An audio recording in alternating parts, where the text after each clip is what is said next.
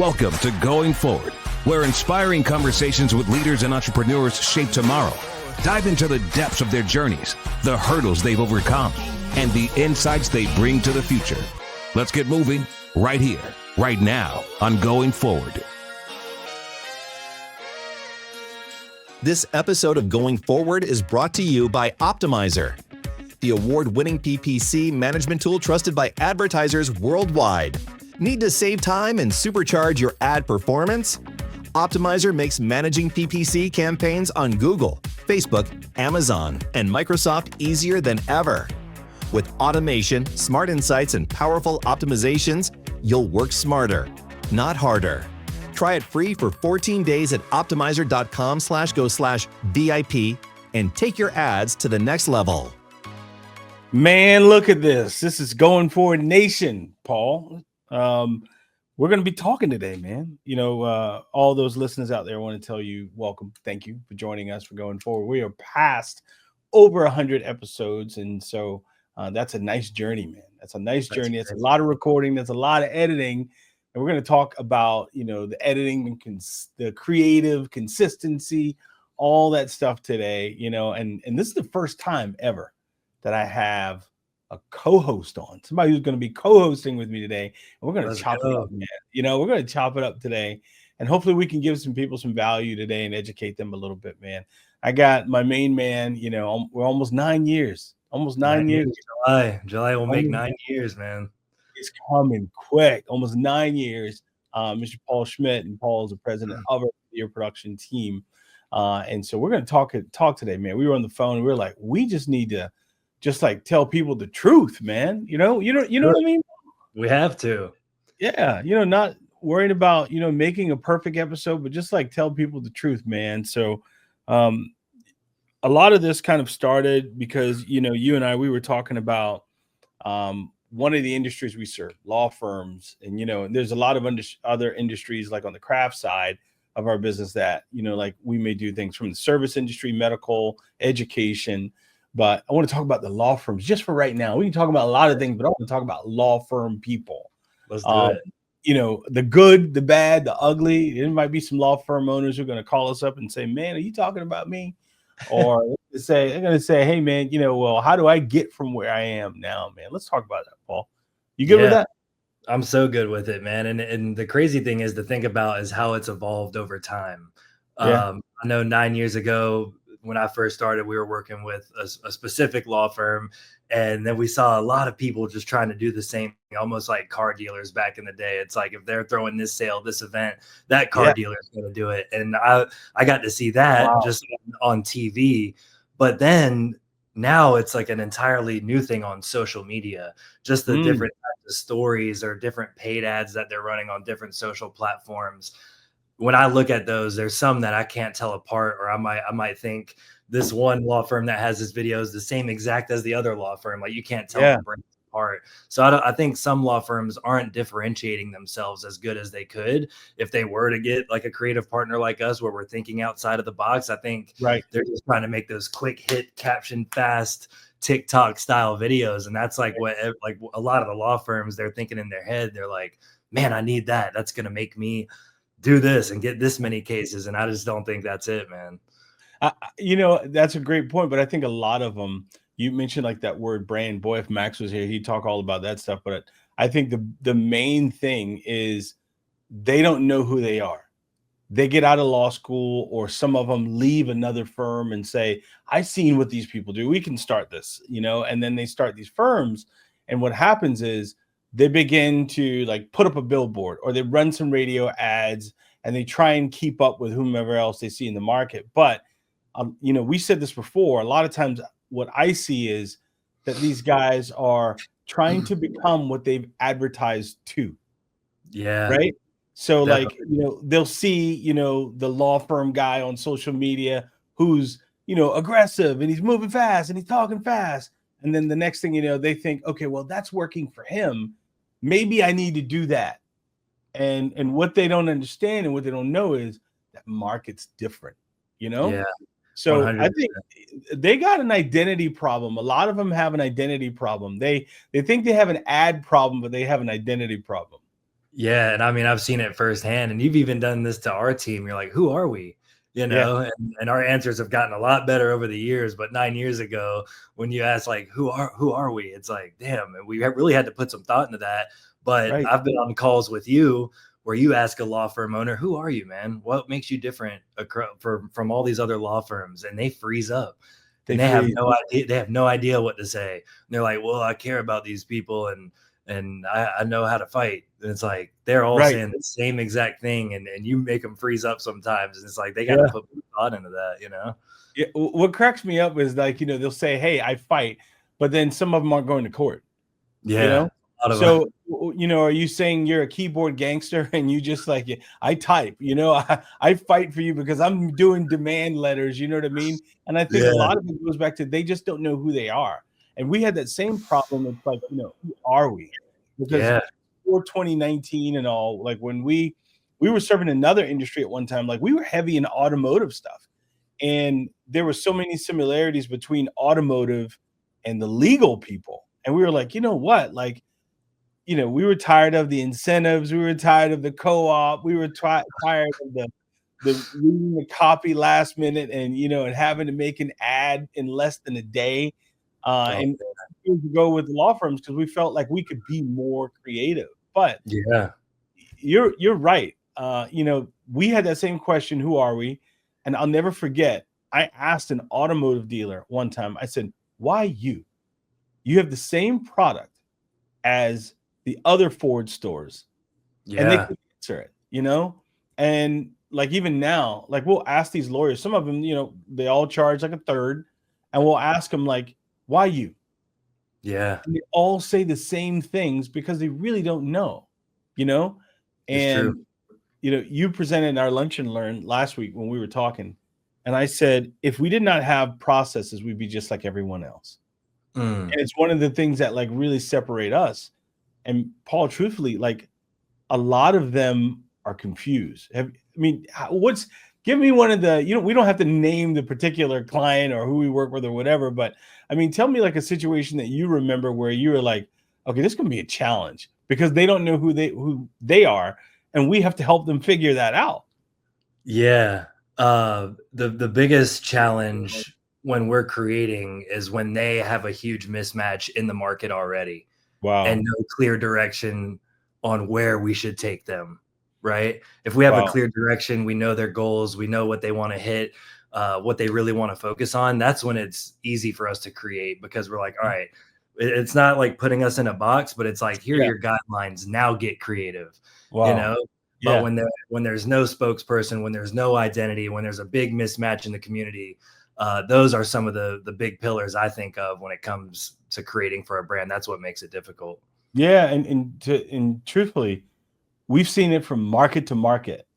So it's not always like, a law firm in Atlanta or a law firm in Kansas or even Indiana. It's not just one law firm. It's a lot of them.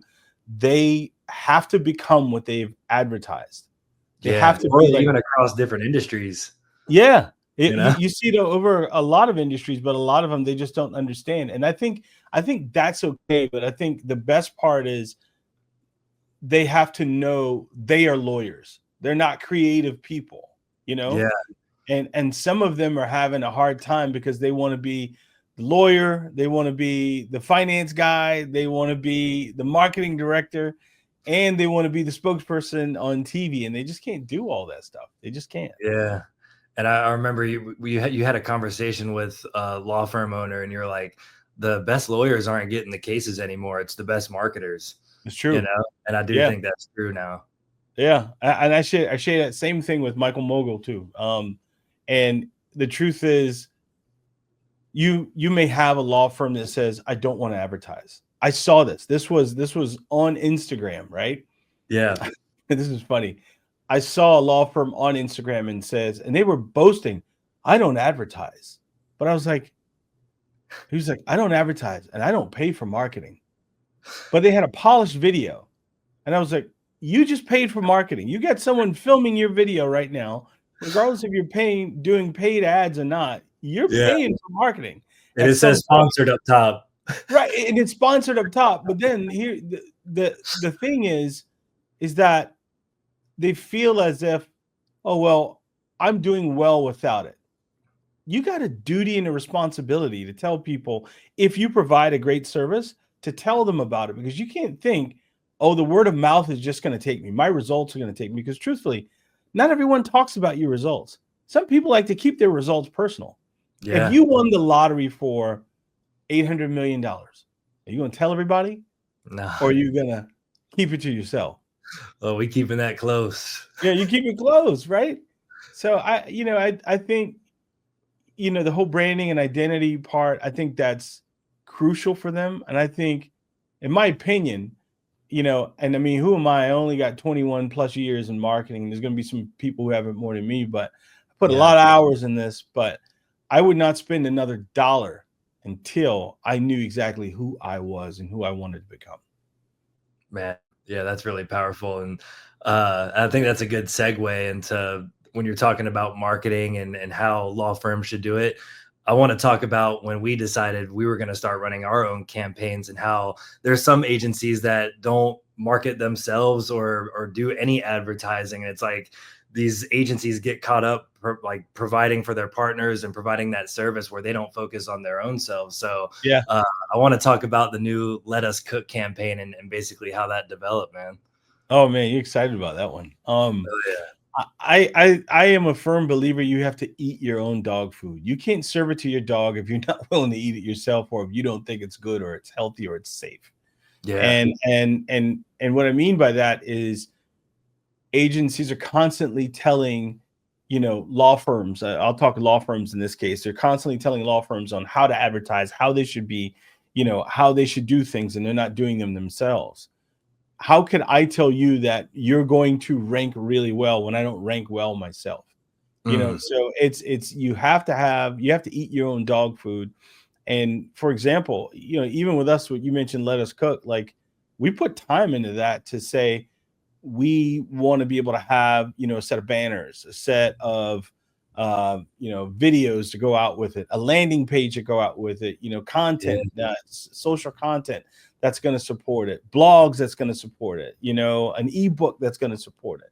Where we make like the whole campaign, and like the design team, video production team, everyone had a hand in on it. I mean, even down to like the pizza boxes we made, everyone had a hand in it. But like, I think something like that, it's good to create a campaign versus just saying, let's just buy some ads.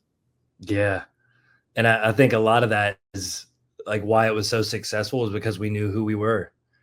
Yeah. We knew what we wanted to mention, our value engines, website, branding and design, SEO, PPC, video production. Like, those are our main pillars. We know who we are, and we wanted to showcase that in a creative way. And I think it was so cool on the way the branding and identity team brought all that to life, because those little intricate pizza boxes, the ingredients added so much production value. Like, if you strip those away from the video, it would probably have a different feel. I mean, we even had the aprons, everything, man. It was really cool. And a lot of people probably haven't seen this yet, Oh, I'm excited for them to see it. It's something, and I give kudos to you and the rest of the team for this one, because when y'all introduced it, it was like a snowball rolling downhill. It just got bigger and bigger and bigger and bigger. Ooh, we could do this. Ooh, we could do this. Flying team members in town saying, oh, we can do this. Having like an immaculate kitchen to be able to pull this off with, to have that production value. And it was not like days in the making. It was months in the making, and what it took me back to when we were doing like car dealer stuff. And before we would begin the month, we would have a campaign, made up, when it was like every April for a car dealer, we do like the IRS, which is like April 15th is like the tax deadline. We do like this IRS called inventory reduction sale, right? I remember that. We would do those for the dealers. But what we were doing was we were getting ready before April began, like way before April began, to try and see like how we're going to implement these things. And like, those things helped us. And then we ate our own dog food. We did exactly what we said we would do, and what we asked clients to do. So I mean, I'm jacked about it. This is probably one of the most fun campaigns that we had. Oh my gosh, and the bloopers too; those were good. Yeah, Yeah, good. yeah, and I Really think, good. and I really go back to when we started thinking for ourselves, like for that Evolve campaign that we did a couple years back, and how our own marketing meetings evolve. Like we have marketing meetings for our partners, but the time we spent in our own internal meetings to really take a step back, think for ourselves, all collaborate, you can definitely see how that paid off after you watch the video and just how the campaign is set up, Yeah, and I think that's a great point. I think a lot of advertisers believe like when you do a video, they're thinking, just write script and show up. Yeah. And it's almost like when I watch Avengers, like with my son, we can watch Avengers like over and over and over again. Regardless, I've seen every Transformers and every Avengers over and over again. But you think about each of those movies, right? Some of them are like 2.5 hours long. Yeah. So in 2.5 hours, you've consumed the work that people spent 3 years in making. True. 3 years. So when they see a 30-second ad or 15-second ad, mostly 30s, but when they see those from us, they have no idea. It could have been a month, if not more, that went into it. We had some client partners that came from California.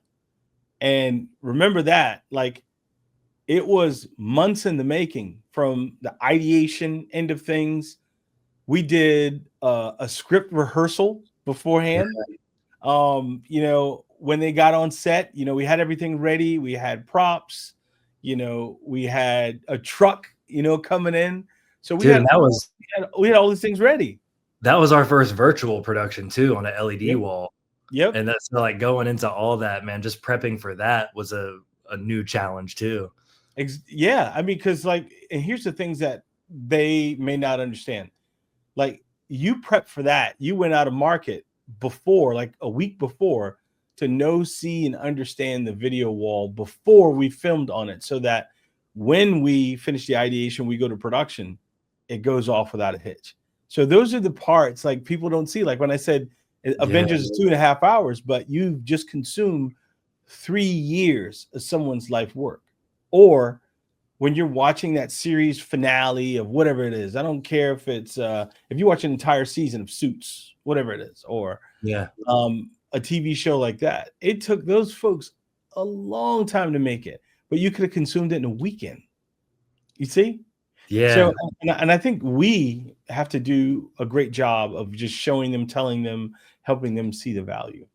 Yeah. Do you think people don't value creative like they used to because of their attention span, or because they consume it so fast? Do you think it makes them not value it as much? Man, you know what? I think that's a good question. I believe the ones who are serious about their marketing, their branding, their advertising, and their stance in the market, I think they see more value in it. Yeah. Let's take a quick break. I want to come back and talk about value. All right? Cool. All right. Hold tight, listeners. We're taking a brief pause. Going forward, we'll be back shortly with more insightful conversations. If your company feels like chaos and finding anything is like solving a mystery, get Trainual, the app that turns all your scattered company knowledge into an organized playbook, where every employee question has an answer, just a simple search away. Where all of your processes and policies are documented, roles and responsibilities are defined, and delegating anything is as easy as drag and drop. Trainual, it's how you get your operations under control and how you deliver the ultimate onboarding and training experience. Welcome back to Going Forward. We hope you're recharged because we've got an exciting second half waiting for you. Get ready to dive deeper and be inspired. Let's keep the momentum going. See, you're watching that and you're thinking about trying to make a new song. I know you too well, Paul. I know you too well. Yeah, I was about to say, who made that beat though? Hey, so we were talking about like creative and consuming, creative in such a short time, man. That's a lot, man. That's a lot. Yeah. And I think we have to do better at helping them understand. But going back to your original question, I believe the ones who are serious about it, they see value in it, but I think a lot of it depends on, it's going to be a tricky one. Sometimes the budget of the people that you're working with, because when you're working with all they have, they will call you every 10 minutes. But when you are working with those who understand how it's supposed to be, they trust your vision, they know about execution, they let you do your job because they have a job to do as well. Because they couldn't grow if they were micromanaging you a lot. That's why, like, for us, we can't work with everybody. Yeah, that's right. And we get a lot of people that call, and that's the first thing that they just ask. They're like, well, how much does it cost? And it's like, pause. It's like, pause. Think about how much value this creative or this idea could actually bring you. And maybe think about that first. I think that's the difference between shoppers and buyers, as we say, Yeah. I when people give us that phone call and say, like, how much does it cost? I already know the majority of the time they're not someone that we want to work with. Yeah. Because, a true buyer, they can tell you what their issues are. While we're having that conversation, the discovery with them, they can tell you what their issues are. And they'll admit, I'm good at what I do. You're good at what you do. And that's why we're on the phone call. So, like, what is important is really just kind of seeing, like, like how you can help them. Yeah. But if they're asking you, like, how much does this cost? I already know, like, they're price shopping. So if they're price shopping, I want to kind of tell them, like, I tell them up front, we are not going to be your most expensive probably, and we're not going to be your cheapest probably, but we're going to price ourselves accordingly to the value that we give. At the end of the day, this is, when people say, like, how much it is, this isn't, they tend to treat it like a commodity, because I think others have made them feel like creative is a commodity. Yeah. And the truth is, it's always a little bit different. You could have 1 30-second ad with someone being interviewed and a couple B-roll shots, or you could have 1 30-second ad where it's a virtual production studio, props, talent, special effects. Like, there's so many things to factor in. And it's like, we got to learn more about that partner, what they want, what they need, and go from there. Not just, hey, this is it. We're going to create, it's this much right out the gate. I think it's so much more, man. I think it's so much more than just showing up with cameras, lights, and a microphone. Just like any lawyer can get you money, any video production company can, shoot a video production ad. Any single one of them can do that. But you got to always make sure that you got the right partner. I agree, man. You have to always make sure you got the right partner when you're doing it. Yeah. What do you think about the market on how people price? Or you have some video companies out there that are undercut in the market. What do you think that does to the value of creative when it comes to other production companies pricing a certain way? I don't see them, I may have used a term like cut the market, but I think truthfully they're hurting themselves. Here's why. If they're diving to do a job that they know is high value and they're doing it at a lesser price, they're going to have a hard time sustaining themselves at that level. And then it will become complete burnout, because they're going to have to always do, the quick, high volume amount of work to be able to sustain themselves. And I think they give a bad impression on the market, because there's some people who do a decent job, man. They do a good job in their work, in just filming. But, I think we just always have to tell them the difference. At the end of the day, they're going to look at, price. We had a big proposal that, you and I, we talked about, and we put it out there. We put it out there, and they loved everything about us, but it was just, who's going to be cheaper. That's what it was. And it was like, who can win that race to the bottom? And I think it's important to ask them these questions so we can know if it's a good fit or not. Like, asking them questions like, is this something that, that's on the to do, or you have to do list? Definitely, man. That's what the GFQs.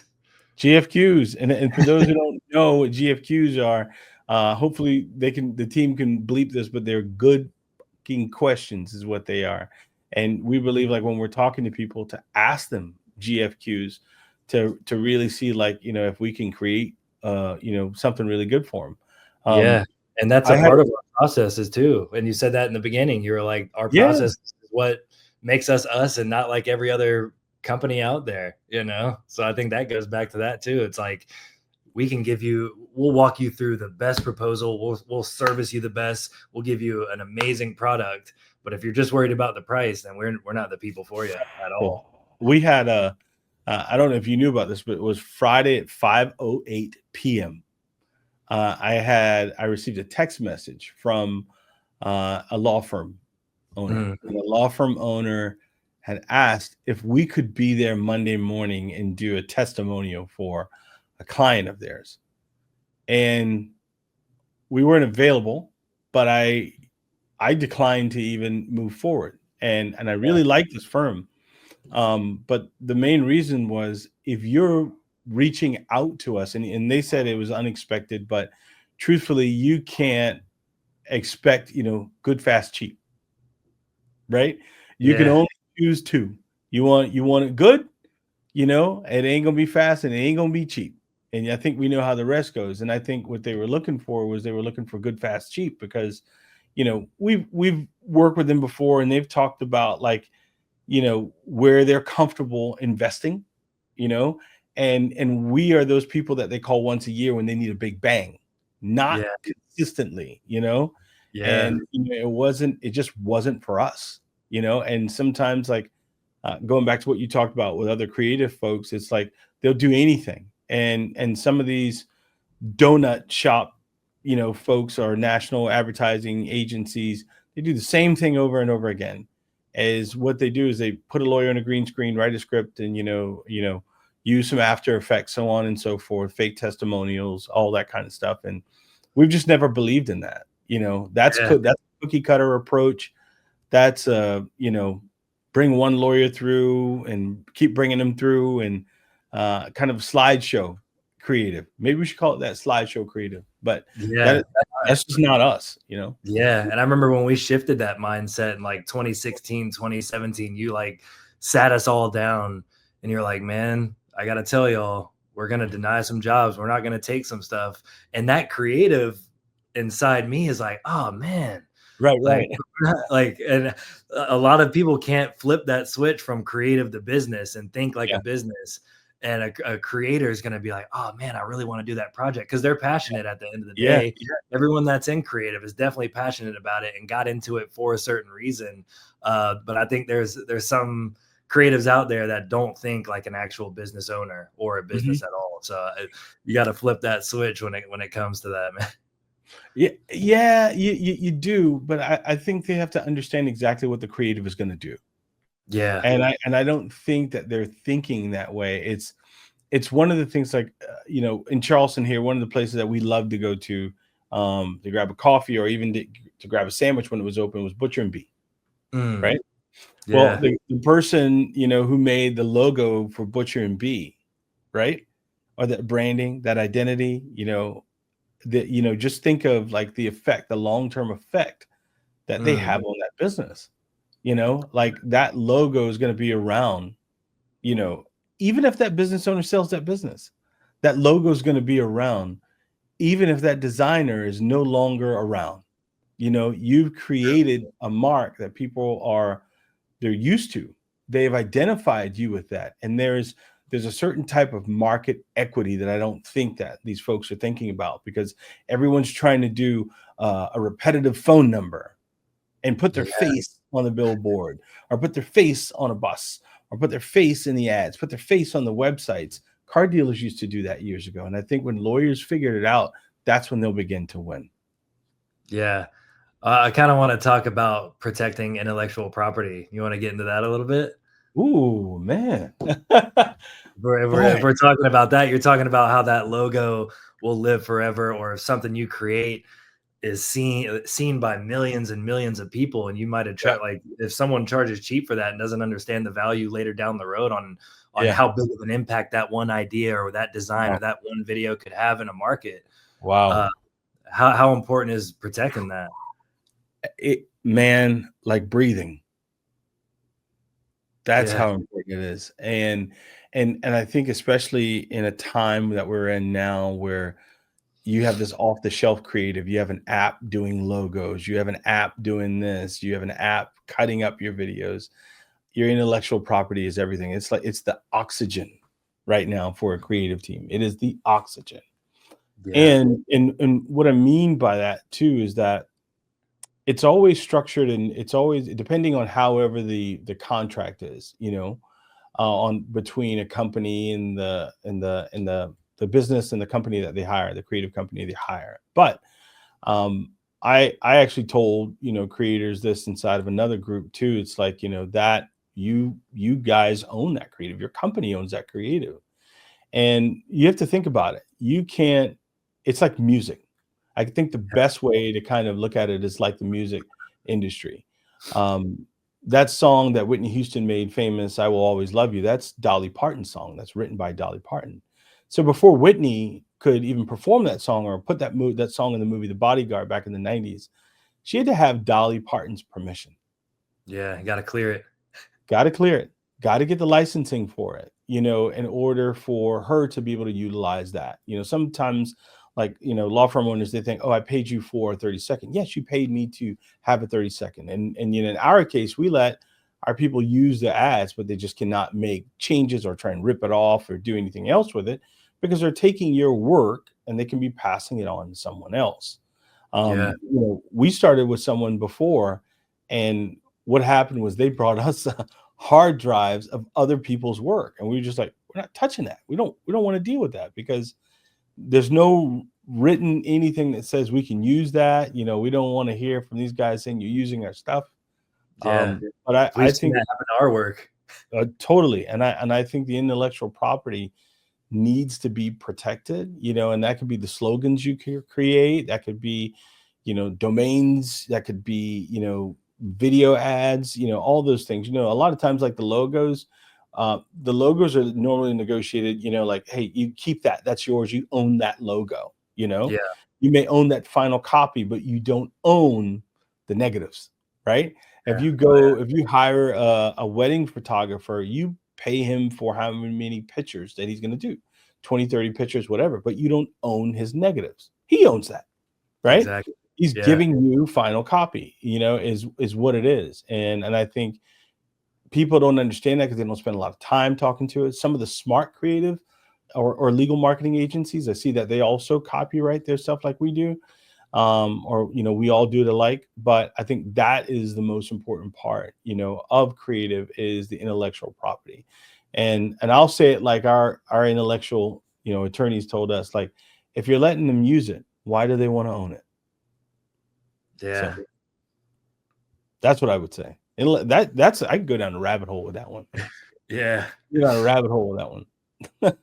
What are some of the favorite kinds of creatives you like to make? Man, when we all sit there and start talking about creatives, what's something that, like, when we start coming up with a concept, you're like, oh, I can't wait for us to film this? What's that kind of creative? Is it the more dramatic, cinematic, or the fun, the run and gun? Which one is it? I think it's a mixture of 3 different styles. So I love the over the top creative commercials, like when we have goats. Like when we come up with some of the most creative concepts, those are my favorite because you really get to direct those, right? Like when you have actual animals on set, different actors, people got to deliver their lines. That's what I enjoy directing the most. But then also I really like the documentary dramatic style too, because you can actually pull a lot out of people, just like directing, but it's more conversational. You know what I mean? When you're having that one-on-one with them and can pull different things from them. I like doing that, but then I also like anything that incorporates music. As you know, I've produced some music for some commercials, and when I get to blend the music with the videos, man, that's one of my favorites as well. But I think the over-the-top creative stuff, more in the ideation phase too, man. When me and you hop on a call and we start brainstorming and coming up with some of these things, we're like, oh my gosh, imagine this, imagine that. And we go down a rabbit hole like that. That's my favorite part of the process. And then remembering what we talked about all the way up to the ideation phase when we do the scripts, the storyboards, and then directing it. Seeing the final product, man, that's just a cool process to be involved at all. Yeah. You know, like it's really special, man. What do you think is difficult about creating?